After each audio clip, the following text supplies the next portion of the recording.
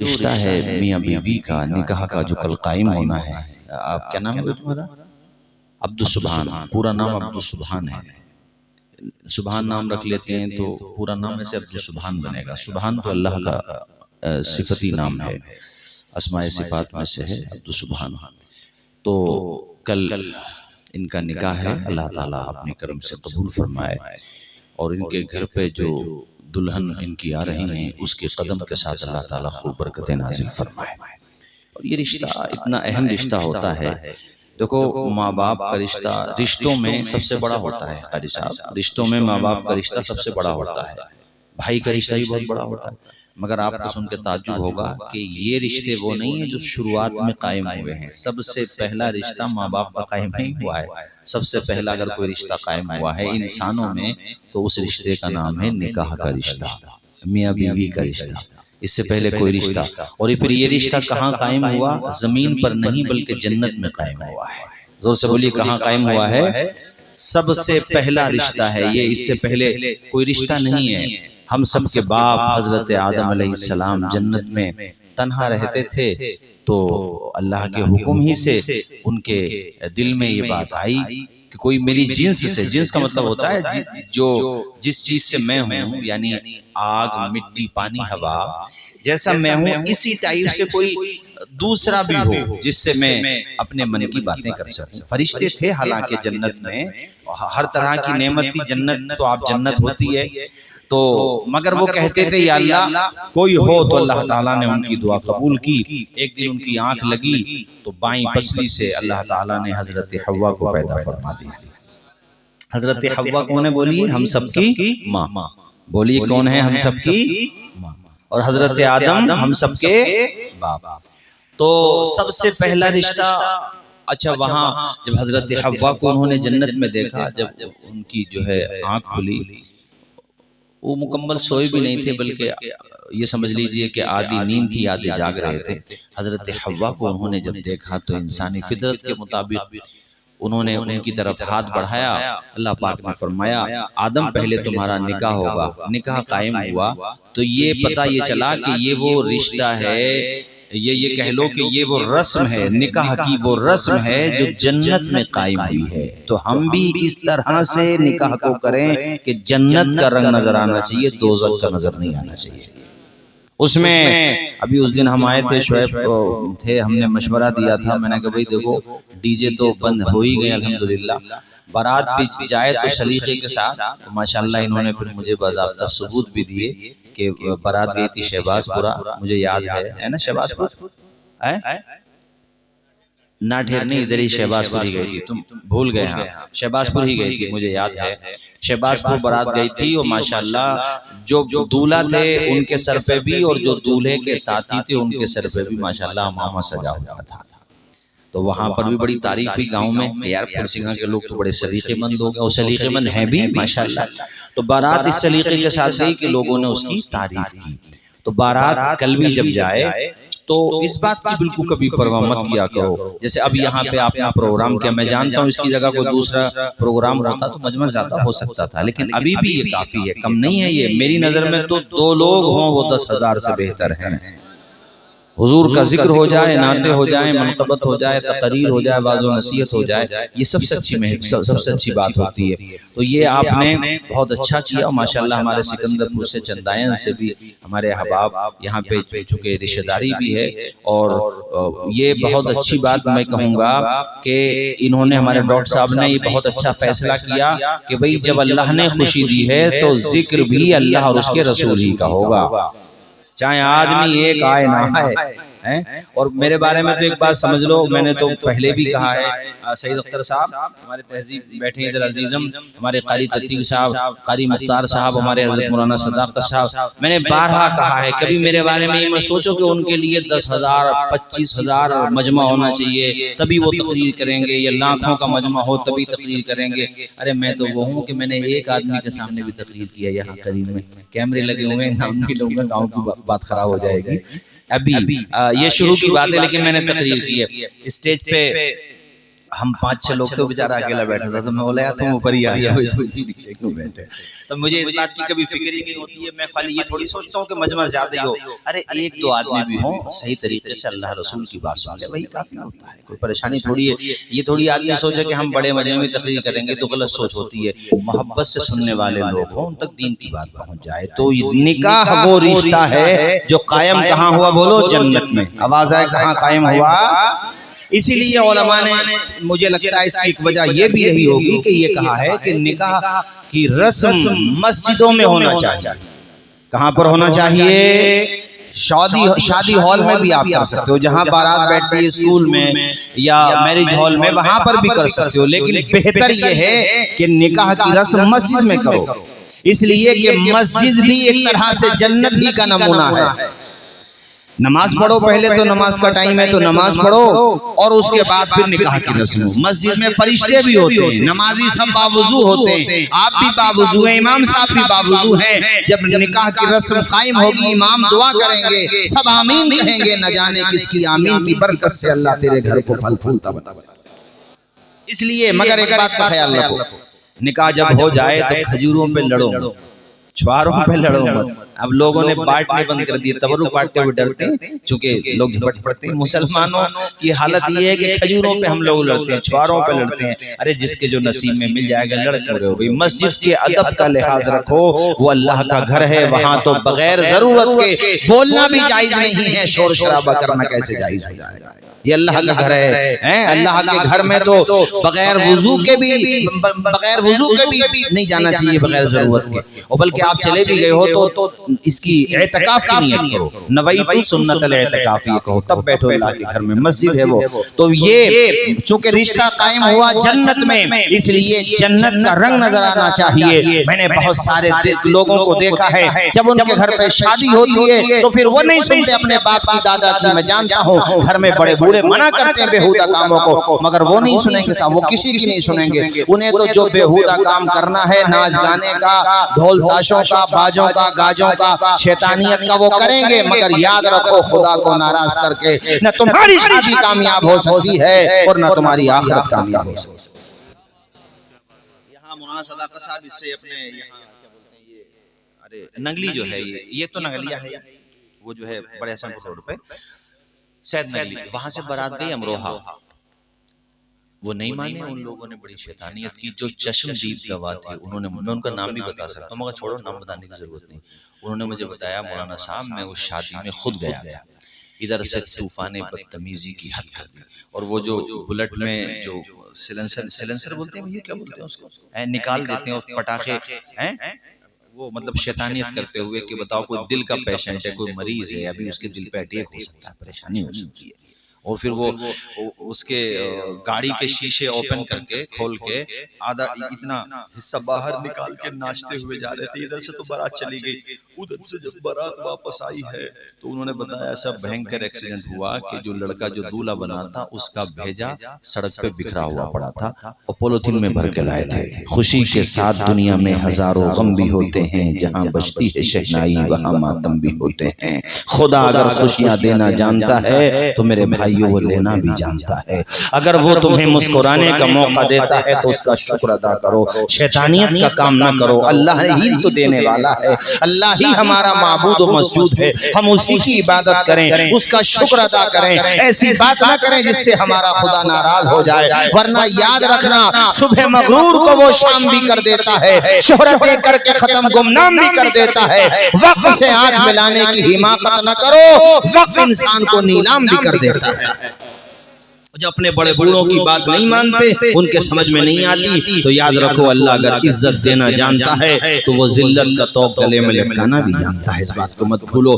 नादान को इस बात का बिल्कुल नहीं पता, व तो इज़्ज़ु मन तशाओ व तो ज़िल्लु मन तशा। अल्लाह के हुज़ूर ये होता है फैसला, फैसला व तुइज़्ज़ु मन तशाओ व तुज़िल्लु मन तशा। शत्ता दिन बनवाई जब जन्नत जमीन पे, खुश था कि अब झुकेगी खुदाई मेरे दर पे। खुद ही न देख पाया वो दुनिया से चल बसा। बोलो मेरे साथ, व तुइज़्ज़ु मन तशाओ व तुज़िल्लु मन तशा। नादान को इस बात का बिल्कुल नहीं, मेरे साथ आप भी पढ़िए ना, व तुइज़्ज़ु मन तशाओ व तुज़िल्लु मन तशा। बंजर ज़मीं पे फूलों की चादर बिछाए वो, पत्थर को मोम मोम को पत्थर बनाए वो। उसकी रज़ा से जहर भी बन जाता है दवा। व तुइज़्ज़ु मन तशाओ व तुज़िल्लु मन तशा। काम करने का ये है जो हमारे डॉक्टर साहब ने किया।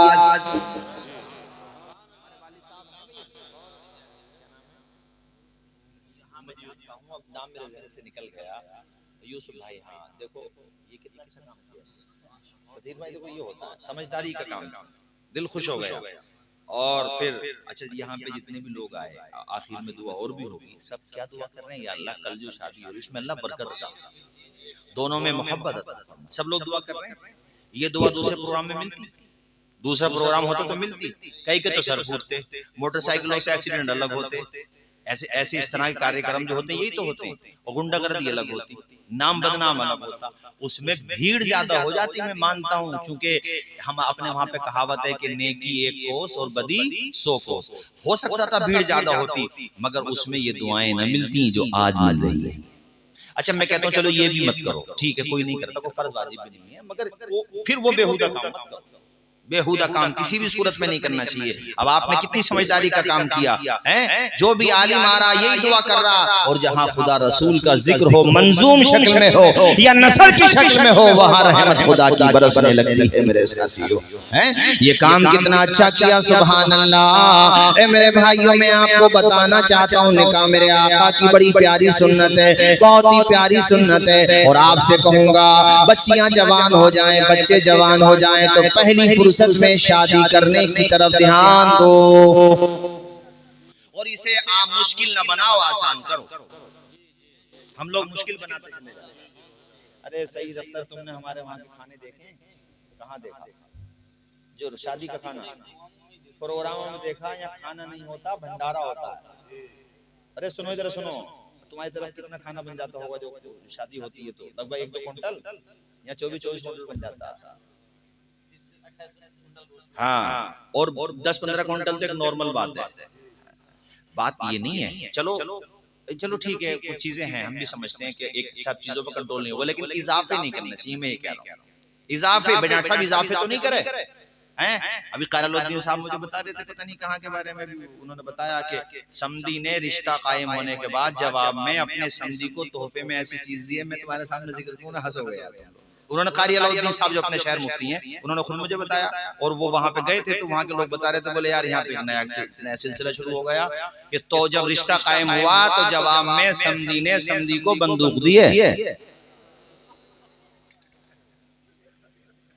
बंदूक बताओ को देने की चीज है यार, बताओ। अबे तोहफा भी देना है, तोहफा बेशक सुन्नत है, ठीक है, तोहफा सुन्नत है भाई। हजरत अली की जब शादी होने लगी तो वो अपनी ज़िरा लेके उस्मान गनी के पास गए। हजरत उस्मान गनी ने वो खरीद ली ज़िरा और रकम दे दी, जितने की ज़िरा थी उससे कई गुना ज्यादा रकम दी। और जब हजरत अली आने लगे तो उस्मान ने आवाज दी, हजरत उस्मान गनी ने कहा अली मेरे भाई, तुम्हें मैंने रकम दे दी, तुमने मुझे ज़िरा दे दी, ज़िरा का मालिक मैं हो गया। कहा ठीक है। उसके बाद कहा अब इस ज़िरा में मुझे इख्तियार है, मैं जो चाहूँ करूँ। कहा भाई आपकी ज़िरा आप कुछ भी करो। कहा ये ज़िरा मैं तुम्हें तोहफे में दे रहा हूं।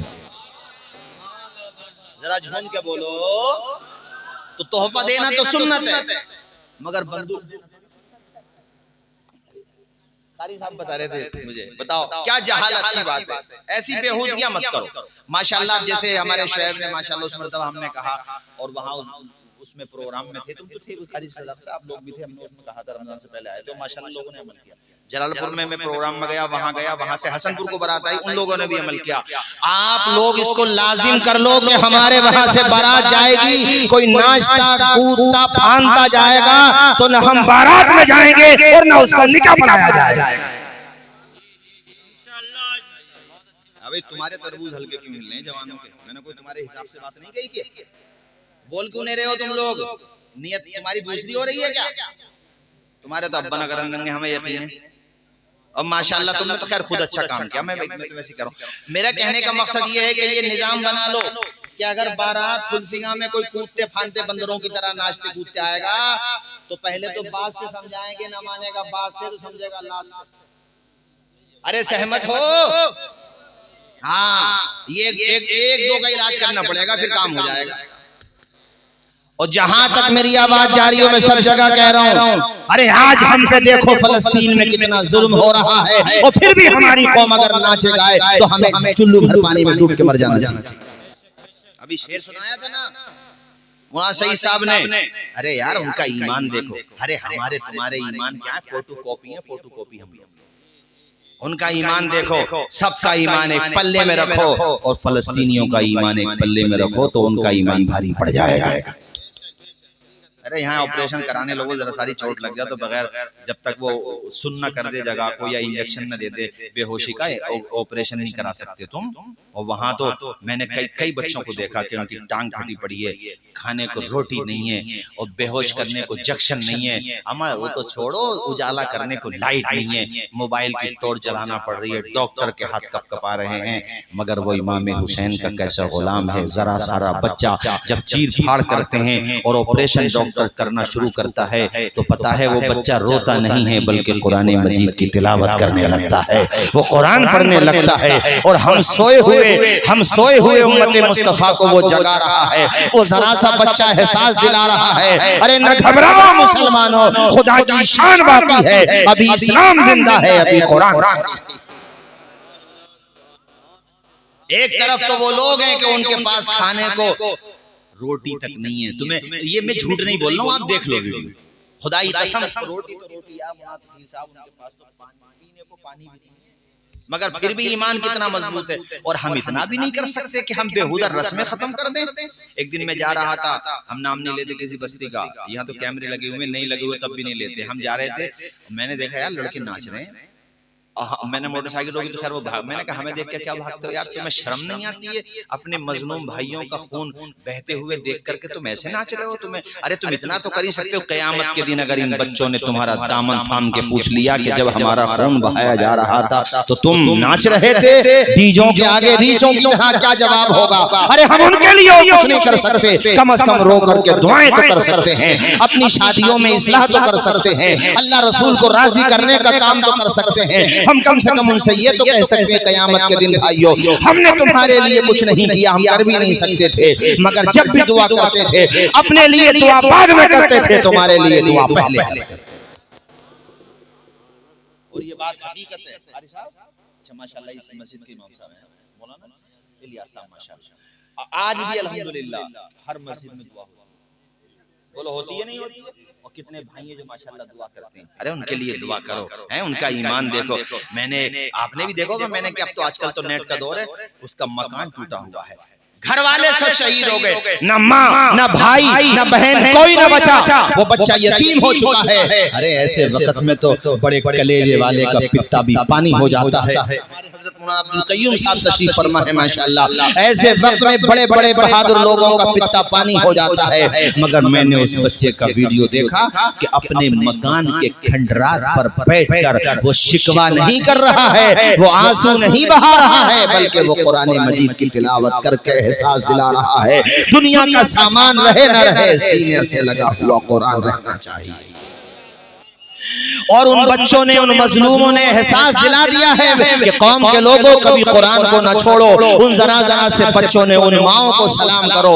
उन सब ने एहसास दिला दिया है कि हक को कभी बातिल न कहा है न कहेगा, हक को कभी बातिल न कहा है न कहेगा। दीवाना मोहम्मद का डरा है न डरेगा, दीवाना मोहम्मद का डरा है न डरेगा। वो हो के रहा और वही हो के रहेगा, फरमान मोहम्मद का टला है न टलेगा, फरमान मोहम्मद का टला है न। एक हदीस मैंने पढ़ी थी कि हुजूर एक जगह से गुजरे तो सहाबी एक मकान बना रहे थे, तो उस मकान को, अरे भाई सरफराज आप तो बैठो, आप तो अभी ये आप तो हमारे मेहमान हो, हम आपके मेहमान हैं, तो ये तो हमारे इनकी मोहब्बत है। खैर हमारे तो ये घर का ही प्रोग्राम है, कई रिश्तेदारों के रिश्तेदार निकले तो वास्ते से हमारे भी रिश्तेदारी हुए। डॉक्टर साहब से ताल्लुकात तो थे ही, मगर आज आके पता चला कि ये तो रिश्तेदारी है। माशाअल्लाह, अल्लाह खुश रखे, शाद आबाद रखे। झूम के पढ़े कलमा ला इलाहा इल्लल्लाह मुहम्मदुर रसूलुल्लाह। भाइयों मैं ये बता रहा था आप लोगों को कि हुजूर गुजर रहे थे, आपने मकान देखा तो आपको मकान की बनावट अच्छी न लगी। हुजूर ने कहा कुछ नहीं, मगर सहाबी समझ गए। सहाबी जो है बोलिए जोर से, मतलब हुजूर की आपने, उन्होंने जब चेहरा देखा तो उन्हें अंदाजा हो गया कि हुजूर को मेरे मकान की बनावट पसंद नहीं आई। हुजूर ने कहा कुछ नहीं, हुजूर पाक तशरीफ ले गए। वापस जब पलट कर आए तो मकान पूरा टूटा हुआ। हुजूर ने कहा मेरे सहाबी मकान क्यों तोड़ दिया? कहा असल तो मकान है जो हुजूर को पसंद नहीं वो गुलामों को भी पसंद नहीं। अब हमें देखना चाहिए कि हमें क्या क्या हो, हमारी कौन कौन सी बात हुजूर को पसंद है। नमाजें छोड़ना क्या हुजूर को पसंद हो सकता है? बोलो जोर जोर से बोलो, है बात सही है। 8 की खाट की 360 की, ऐसे कह लो। और कितने लोग तो वो है 360 में भी नहीं है, वो तो है ही ना, बस उनकी अपनी नमाज़े जनाजा हो जाती है, बस यहाँ तक है। हाँ भाई ऐसे लोग भी हैं जो तुम्हें ईद के दिन भी नहीं मिलेंगे। अल्लाह ताला की रहमत से इतने दूर हो चुके हैं वो लोग। वो मुसलमान ही क्या जिसकी पेशानी में सजदे की तड़प ना हो, वो मुसलमान ही क्या जिसके दिल में नमाज की मोहब्बत न हो। मुसलमान वो है, अरे सफर में भी अगर हो और आजान हो गई है तो ड्राइवर से कह दे गाड़ी आगे बाद में पड़ेगी, पहले नमाज पढ़ी जाएगी। और शरीयत ने तो तुम्हें डिस्काउंट दिया है, सहूलत दी है। अगर तुम शरी मुसाफिर हो गए हो तो 4 रकात न पढ़ो, 2 पढ़ लो। और जल्दी में हो तो सुन्नतें न पढ़ो, अल्लाह ने सुन्नतें माफ कर दी हैं, मगर नमाज पढ़ो। और हमने देखा है, मैं भी किसान ही हूँ, मैंने कितने लोगों को देखा है वो खेत पे पानी चला रहे हैं, काम कर रहे हैं, मगर अल्लाह ने सजदे की तड़प दी है पेशानी में। वो खेतों ही पे अगर पानी न मिले तो मिट्टी से तयम्मुम करते हैं और बुझाकर अपना रुमाल पेशानी खुदा की बारगाह में झुका देते हैं। रुमाल ना भी हो तो मिट्टी पाक है, उसी पे नमाज पढ़ते हैं। अरे ऐसे ही लोगों के बारे में तो आया है कि जब ये कब्र में जाएंगे तो इनकी कब्र को अल्लाह ताला जन्नत का बाग बना देंगे। तुम्हें पता है नमाजियों की कितनी फजीलत है? हुजूर फरमाते हैं कुछ लोगों का तारुफ होती है नमाज, तारुफ, इंट्रोडक्शन, परिभाषा, मतलब उनकी पहचान होती है। पहचान कैसे? जैसे घर पे गए हम, मिसाल दे रहा हूँ, जैसे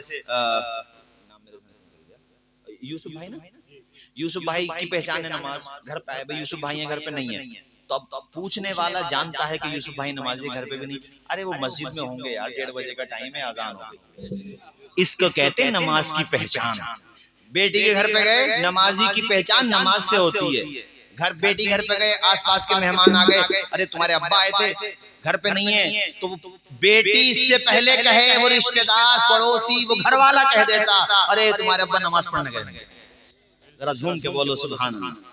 अपनी पहचान नमाज बनाओ। ऐसे नमाजियों के बारे में हुजूर ने फरमाया कि जब ये मर जाते हैं, जहां जहां इन्होंने सजदा किया हुआ होता है वो तमाम जगह 40 दिन तक इनके हक में मगफिरत की दुआएं करती रहती हैं। अपनी पहचान शराब को न बनाओ, अपनी पहचान बेहुदा कामों को न बनाओ, नाचने गाने को न बनाओ। अपनी पहचान बनाओ तो नमाज को बनाओ, कुरान की तिलावत को बनाओ। मैंने कितने नाज़रा ख्वाह देखे कि उन्हें सूरतें याद हो जाती हैं कुरान पढ़ते पढ़ते। सूरतें याद हो जाती हैं, चूंकि वो पढ़ती कसरत के साथ कुरान, उठते बैठते कुरान पढ़ते हैं, तो अल्लाह ताला उनके सीने में कुरान की सूरतों को महफूज कर देता है। तो मेरे अजीज दोस्तों, मैं आपसे ये कहना चाहता हूँ तेजी के साथ, चूंकि वक्त काफी हो गया, फिर कल बारात भी जाना है, बस 5-7 मिनट और सुनिए। मैं आपको ये कहता हूँ, देखो घर पे शादी का मौका है, अल्लाह आपको आल औलाद दे, अकीके का मौका है, अल्लाह ताला आपको खुश रखे। मैं तो ये कहता हूँ अल्लाह करे हज करने का मौका है भाई। अभी आपका निकाह है, अल्लाह करे जल्दी दोनों हज पे भी जाओ। वाली साहब करा दिया है, करा दो। हाँ ठीक है, ये मैं आपसे ही नहीं, मैं हर जगह कहता हूँ, अल्लाह ने दिया है, इस लायक बनाया है, अपने वालिद को हज कराओ। मैं रामनगर प्रोग्राम में गया, हमारे दोस्त ने मुफ्ती गुलाम मुस्तफ़ा नईमी साहब बहुत बड़े आलिम हैं, तो वो बाद में प्रोग्राम के बाद होते ही घर वाले चाय बनवा लेते हैं, तो वो बताने लगे कि हजरत आपने माँ बाप का जिक्र किया, तो मैं सोच रहा था आपको मैं अपने बेटे के बारे में बताऊंगा। उन्होंने मुझे बताया कि मेरा बेटा इतना फर्माबरदार है, दिल्ली में जॉब करता, वहां से जब भी आता है तो दोस्तों को टाइम नहीं देता, मुझे को टाइम देता। उसके बाद सिलसिले कलाम जारी रखते उन्होंने कहा कि मुझे हज भी करा दिया, और अब हर साल कहता अब्बा उम्रा कर लो। उसके बाद कहा कि जब मैं रात को सोने लगता हूं तो अपने हाथों से मेरे सर में तेल डालता है, फिर अपने हाथों से मालिश करता है। उसके बाद उस बाप ने रोते हुए मुझसे कहा, मौलाना साहब पूरी दुनिया के खजाने मेरे कदमों में डाल दो, वो सुकून नहीं मिल सकता जो बेटा जब मालिश करता है उस वक्त मुझे सुकून मिलता है। खुद के बाल बच्चे हो गए मगर आज भी मेरे सामने बोलता नहीं। अरे औलाद तो वो है जिसकी तारीफ तुम खुद न करो, तुम्हारा बाप मस्जिद के दरवाजे पे करे, बैठकों पे करे। उसके बाद अगला जुमला उन्होंने इस तरह से कहा कि जब आराम मिलता है मैं आंखें बंद कर लेता हूँ, बेटा ये समझता है अब्बा सो गए, हालांकि मैं जाग रहा होता हूँ, सोता नहीं हूँ। तो कहता है वो कहते हैं कि मेरा बेटा जो है सर की तरफ से कदमों की तरफ जाता है और अपना सर मेरे पैरों में रख देता है, और जब पैरों में रखता है वो जुमला उन्होंने कहा, यार वो तो रो ही रहे हो, तो उनके तो बेटे की बात थी, मेरे भी आंसू निकल आए।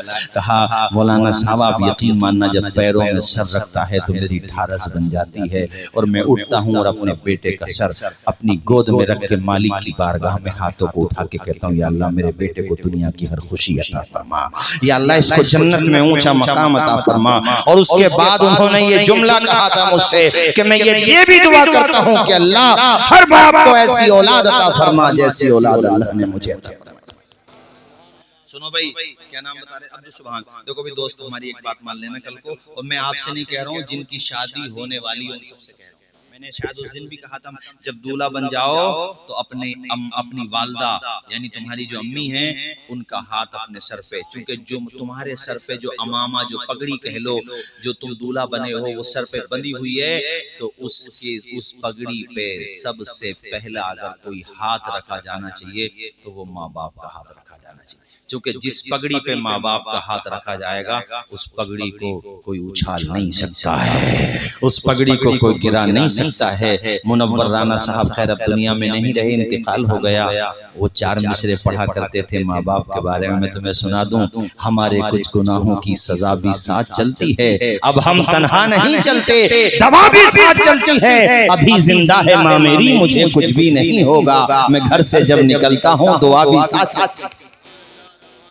प्यारी माँ मुझे को तेरी दुआ चाहिए, तेरे आंचल की ठंडी हवा चाहिए, लोरी गा के मुझको सुनाती है तो मुस्कुरा के सवेरे जगाती है, तो मुझको इसके सिवा और क्या चाहिए, प्यारी माँ मुझको तेरी दुआ चाहिए, तेरी खिदमत से दुनिया में इज्जत मेरी, तेरे कदमों के नीचे है जन्नत मेरी, सर पे साया तेरा उम्र भर चाहिए, प्यारी माँ मुझको तेरी दुआ चाहिए। तो ये कल के लिए मैंने तुम्हें बताया अब्दुल सुभान, ये काम जब दूल्हा बन जाओ तो अपनी वालदा का हाथ सर पे रखवाओ। तुम्हारी खाला है, खाला भी माँ दाखिल होती है, ताई हैं, चाचियां हैं, तो उन सब की दुआएं लो, चूंकि तुम नई जिंदगी। पहले हम बच्चों वाली बात हम सोचते थे कि ये जब दूल्हा बन जाते हैं तो माँ बाप भाई बहन ही रोते क्यों हैं, तो अब समझ में आया कि वो गम के आंसू नहीं होते, उन आंसुओं में पूरा फलसफा छुपा हुआ होता है। बाप के आंसू कह रहे होते हैं कि बेटे अब तक तेरी जिंदगी हमारे हवाले थी, अब हमारी जिंदगी तेरे हवाले है। और बेटे सिर्फ जिंदगी तेरे हवाले नहीं है, हमारी इज्जत तेरे हवाले। अब तुझे आने वाली दुल्हन का भी हक अदा करना है और अपने घर का भी बैलेंस बना करके चलना है, क्योंकि जाहिर है आने वाली दुल्हन भी अपने घर वालों को सबको छोड़ के आती है। हमने तकरीरों में बार बार कहा है कि देखो, हर दुल्हन अपने शौहर के माँ बाप को अपने माँ बाप का दर्जा दे, और शौहर के माँ बाप आने वाली दुल्हन को बहू की निगाह से बाद में देखें, पहले बेटी की निगाह से देखें, तो इंशाअल्लाह किसी घर का नुकसान नहीं होगा। बेटी को भी एहसास होगा और वो जाकर के अपने मैके में कहेगी कि मालिक ऐसा ससुराल सबको दे जैसा अल्लाह ने मुझे दिया है। किसी की धी बेटी को तकलीफ भी ना पहुंचे, बिला वजह सताया भी ना जाए। हाँ, आपस में कुछ रसाकशियां हो जाती हैं तो उसको मिल बैठ के हल करने की कोशिश की जाए। मेरे कहने का मकसद तो सिर्फ ये है मेरे साथियों, ये वो प्यारी रस्म है जो जमीन पर कायम नहीं हुई है, जन्नत में कायम हुई है। और आज हम और आप जो अरबों खरबों मिलियन बिलियन ट्रिलियन इंसान हैं, ये सब इसी रस्म ही की तो बरकत है ना भाइयों, बोलो इसी रस्म ही की तो बरकत है कि आज पूरी दुनिया इंसानों से भरी हुई है। तो हम अपने बाप के और माँ के फरमा बरदार रहें, उन्होंने इस रिश्ते का लिहाज रखा तो हम इस रिश्ते का लिहाज रखें। इस रिश्ते को सादगी के साथ, मतानत के साथ, मोहब्बत के साथ करने की कोशिश करें और अपने घर वालों को, अपनी आल औलाद को, और वो दिन भी आए मैं आपके लिए भी दुआ कर रहा हूँ और आपसे पहले आपके माँ बाप के लिए कि अल्लाह ताला, अभी महीना चल रहा ना हज का, अल्लाह करे आइंदा साल या उससे आइंदा साल जब अल्लाह करम फरमाए वो दिन भी आए कि जब यहाँ प्रोग्राम हो रहा हो, हमारी आपकी सबकी जिंदगी सलामत रहे, तो आज हो रहा है इनकी निकाह के लिए प्रोग्राम और उस दिन हो रहा हो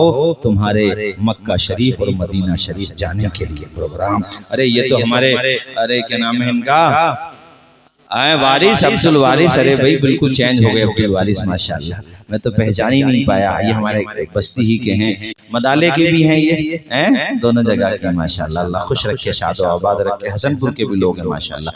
अल्लाह ताला आप सबको सलामत रखे। वो दिन भी आए, दिखा दे या इलाही वो मदीना कैसी बस्ती है जहाँ पे रात दिन मौला तेरी रहमत बरसती है। अब भाइयों कल बारात भी जाना है, अजीज उतना ही रखो कि दिल बहल जाए, अब इतना भी ना चाहो किसी की बारात निकल जाए। खड़े हो जाओ।